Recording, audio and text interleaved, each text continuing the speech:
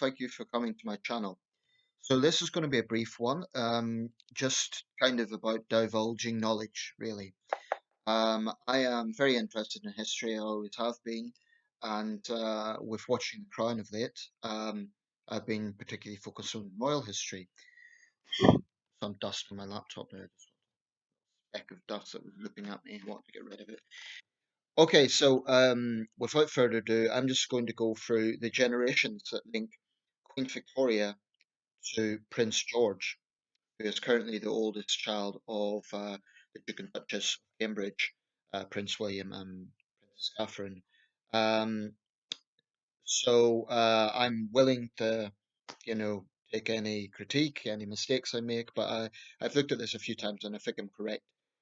Between Queen Victoria and Prince George, there are five greats. So this is the understanding, and if I've got this wrong, I don't think I have, but if I've got it wrong, I'm willing to be corrected. So we have Prince George. He is currently third in line to the British throne, after Prince Charles and Prince William. He's the oldest child of William and Catherine. He's the son of William. Then we have Prince William, the father, straightforward. Prince Charles, the heir to the throne, the grandfather, straightforward. Queen Elizabeth II, our current monarch, is Prince George's great grandmother. One great. Now, the Queen's father, of course, was King George VI. So George VI is the great great grandfather of Prince George. That's two greats. His father was King George V. That's great great great. His father was King Edward VII, known for his philandering and the cigars. That's great great great great. Four greats. And his mother was Queen Victoria. There we have great great great great great. So we can deduce that Queen Victoria was Prince George's great great great great great grandmother. Now, you'll notice I didn't include King Edward VIII. The reason being, of course, is that Edward VIII was the same generation as George. He was his older brother. So, although he was king for a brief time, that's uh, not included in that sense for a direct lineage. Um, yeah, that's it's quite a long gap, but it's not absolutely ancient.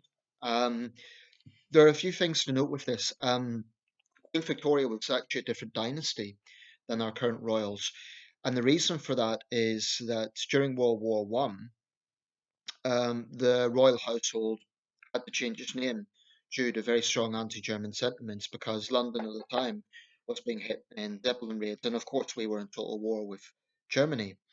So there was actually three dynasties in that list of monarchs that I named. Queen Victoria was the last of the Hanoverians.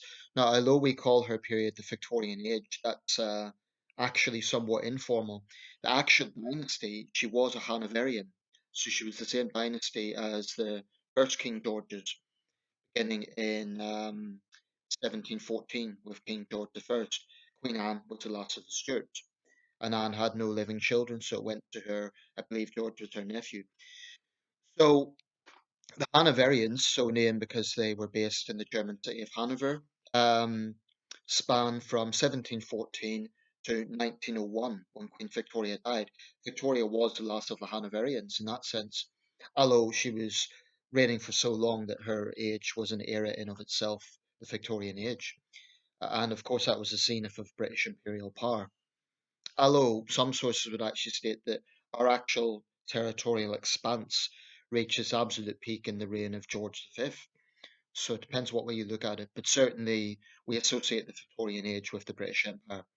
So her son, King Edward VII, um, I believe it was through marriage, but he was House of Saxe-Coburg Gotha, and that was a very short-lived dynasty, literally just about 15 years. So his reign and about the first few years of King George V's reign. Um, Now, King Edward VII wasn't king for very long. I think it was 9 years, 1901 to 1910, on the grounds that until Prince Charles, he was the longest um, heir apparent uh, at that point, up until Prince Charles, that is the longest time being waiting for the throne, basically. And he was quite an old man when he reached the throne, I think in his early 60s. Charles has already beat that record, of course. But basically, George V, I think it was around 1917, realised that the anti-German sentiment was such that the monarchy couldn't be seen to be pro-German. So they changed the house's name from Saxe-Coburg-Gotha to Windsor, which of course sounded a lot more British. And I think there was a royal commission into this. It would have been under the Asquith or Lloyd, at that point, Lloyd George administration. Um, and so named because of the seat of Windsor, I believe. So ever since, every monarch has been a Windsor, and it looks like it will continue that way. I think Charles will reign as a Windsor. I think William and George, I don't see, unless there's a change via marriage or, um, we're now in the 21st century, people are living longer. So I think the Windsors, if they are the last British dynasty, it's going to be a long lasting one. Um, Another point of just interest, there is some speculation on what these heir apparents will reign as. So Prince Charles, of course, is the main heir to the throne, the first heir to the throne, the heir apparent. The obvious one would be King Charles III, but actually, there is speculation that he will instead reign as King George VII. I believe there is a George in his name, and it's worth remembering that King George VI, his Christian name was actually Albert Bertie.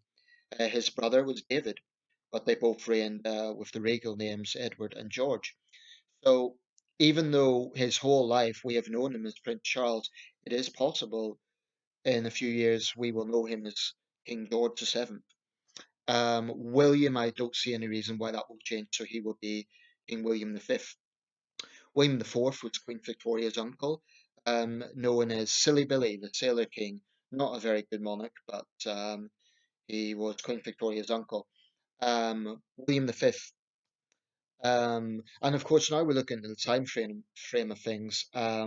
Charles is already in his early 70s, and his mother seems to be in good health. So he will be the oldest king in our history. And just by the law of common sense, assuming he lives as long as his mother, then maybe 20 years. So that would bring William up to maybe his late 50s, early 60s. So William will also be quite an old king when he finally gets to the throne. And then assuming he reigns for 30 years, 20, 30 years, um, then George will be approaching middle age. So I think it'll be a long time before we have a young monarch again, if ever. The Queen was only 26 when she ascended the throne. Queen Victoria even younger, 19.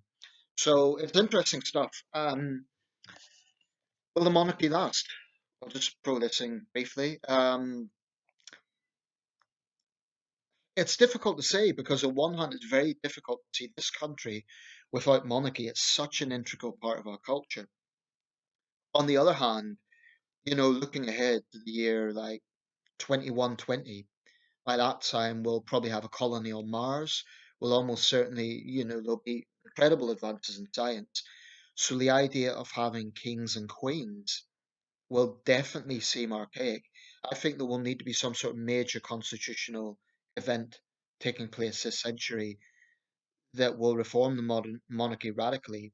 But if they want to survive, they will probably have to go with the flow. I don't know what form that will take. As it stands, I don't see any major appetite to get rid of the monarchy in this country. It consistently has high approval ratings, averaging from a low of about 60% to a high of about 80%. So I don't think that there's any pressing concern. But I do think when the Queen passes, that will definitely be the end of an era. And it will be very, very strange not having her around. But she's the mother of the nation. I mean, she's been such a presence on this country for so long, approaching two-thirds of a century now. So I think it will definitely be a heavy burden on Charles when he assumes the throne to really make this institution survive. Some have speculated that it will skip a generation, but that would be a major constitutional issue in itself. If William just supersedes his father, I can't see a situation where that would happen without major controversy. Um, And think of Charles's point of view. He's been waiting his whole life for it, so it would cause a rift between father and son. And they have a pretty good relationship, so I can't see that happening. Okay, that's just feel free to share, feel free to amend any mistakes I may have made, but that's a bit of British history for you. Feel free to share and subscribe.